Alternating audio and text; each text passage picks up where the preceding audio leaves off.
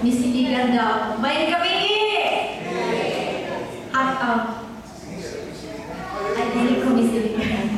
Mrs. Iligan.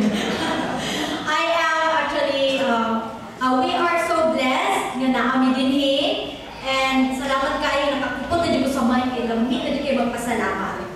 Salamat kayo nga i-accept ninyo sa ang kuan gi-welcome ninyo and nakapatong namin diri. Actually, this is my second time at ang first na pag-ani katong with the children's choir.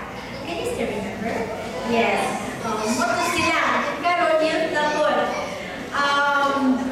I am Mrs. April Purple Love Duplon Monterola. I've got 3 kids already. And wala lang ako sa lecture. Kay mahal. And as you've noticed, ay working ko sa Saturday Adventist Elementary School as music teacher. Kani sila, actually, 60 plus members ni sila. Daghan kaayo ni sila. Pero sa inyo na-notice, ang nakakuyog at may trabaho. Ang uban, dili lang sila mag-practice. Kalit sultut para mo appeal sa cancer. So, salamat kay ko nila, pahalag na sila sa Davao, wala practice, o dili din sila ni kanta dayo. Para sa still lang sa Ginoo, nagaling kay Mahilang Memory.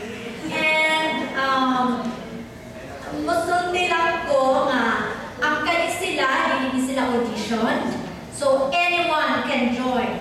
Actually, naabot din sila 80 kabuok. Kung naglisod na kung ahan na sila ipamutang. Kay bawal sa church na mag-limit new members. So anyone who wants to join, halal. Sulod. Daso.